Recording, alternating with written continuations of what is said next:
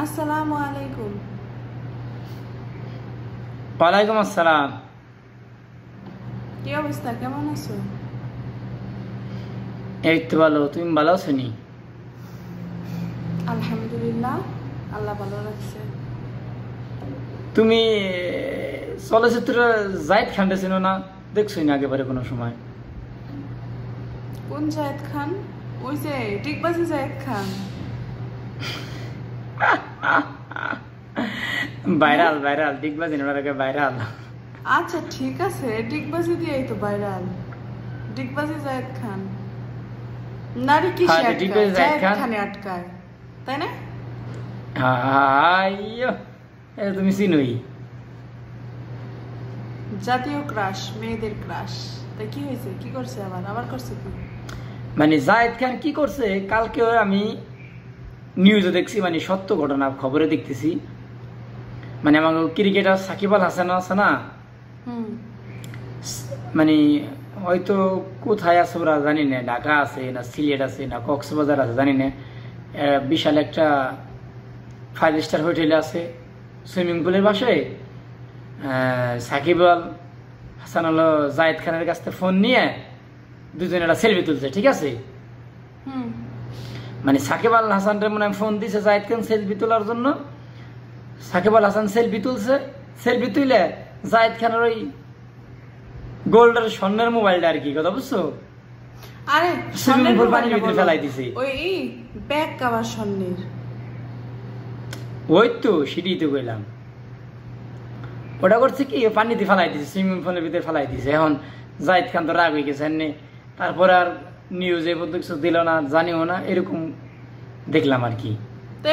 সাকিব আল হাসান রাগ হয়েছে, একসাথে একসাথে সেলফি তুলছে, তুলতেই পারে। আরেকজনের ফোন নিয়ে এসে পানিতে ফেলে দিবে, এটা তো তার কোনো অধিকার নেই। এমন তার এরকম কোনো এখতিয়ার নেই। ঘটনা, আরে ঘটনা হয়েছে কোনো একটা অ্যাডভার্টাইজ দিবে বা পরে গুমরটা কইতে পারে, বলা যায় না তো, বোঝা নাই।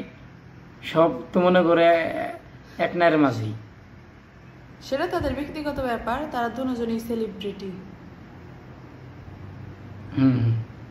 এরকমই কিছু হবে, কথা বুঝছো? হয়তো এটা অ্যাড দিবে বা 2-1 দিন পর বোঝা যাবে। খবর তো এখনটা তোলপাড়া চলতেছে, এখনো শিওর কিছু পাওয়া যাইতেছে না।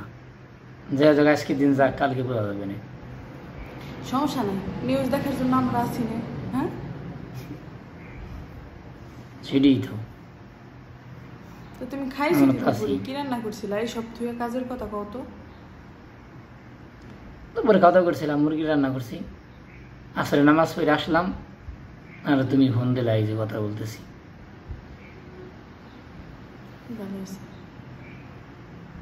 এখন তো সবকিছু খুব ভালো লাগে, যা রান্না করেন তাই মজা লাগে। আলু সিদ্ধ ভাতও খুব ভালো লাগে, বাড়িতে সেই স্বাদ। করে দিতাম। আরে আলু সেদ্ধটা যে কি স্বাদ, কি স্বাদ যে পাইছিলাম, তা তোমার বইলে বইলে তোমার বোঝানো পারবো না, জমের স্বাদ। কালকে দেখলাম খোসা সহ আলু কাইটে রান্না করলা তরকারি, সে তরকারি এত মজা, এত মজা, তার গ্রানে ঘর ভরে গেল। আর ভালো লাগে আমার কাছে। সুন্দর করে রান্না শোনো, আসলাম কাকা 3 বার খাইছে কালকে, 3 বার খাইছে আলু, ঠিক আছে? এত স্বাদ হইছে, 3 বার খাইছে। ঠিক আছে, সে কথাই তো কইতেছি। আর বাড়িতে এত সুন্দর করে রান্না করে দিতাম, ঘুম থেকে ওঠার আগে একদম রান্না বান্না করে রেডি করে দিতাম, যে ঘুম থেকে উঠলেই তো খিদে লাগবে না।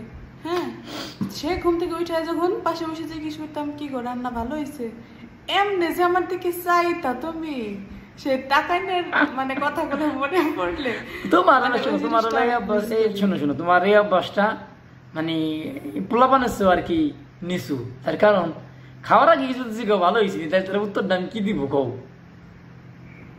এর কোনো অ্যান্সার আছে? আশ্চর্য, এটা পোলাপানের যে খারাপ অভ্যাস কেমনি লোক? আমি কি খারাপ কিছু জিজ্ঞেস করছি? আমি খুব সুন্দর করে খারাপ, আমি তুমি খাবার রান্না করছো, আমি খাবারটা খাবো, তুমি খাবার রান্না করছো, খাবারটা তো আমি খাবো, খাওয়ার শেষে না তুমি জিজ্ঞেস পারো যে আসলে রান্নাটা কিরকম হয়েছে। খাওয়ার আগে তুমি জিজ্ঞাসা, আমি কি উত্তরটা দিতাম? আমি মাপ চাই, আমি তোমার সাথে কথা বাড়াইতে চাইতেছি না, তুমি ভালো থেকো, রাখো, যাও তো। আরে তো রাখ পাই, আমি সত্য কথা বলি তো রাখ পাই, সত্য কথা রাত নাই। ভালো হয়েছে, রাখো, ভালো থেকো। ঠিক আছে তাই।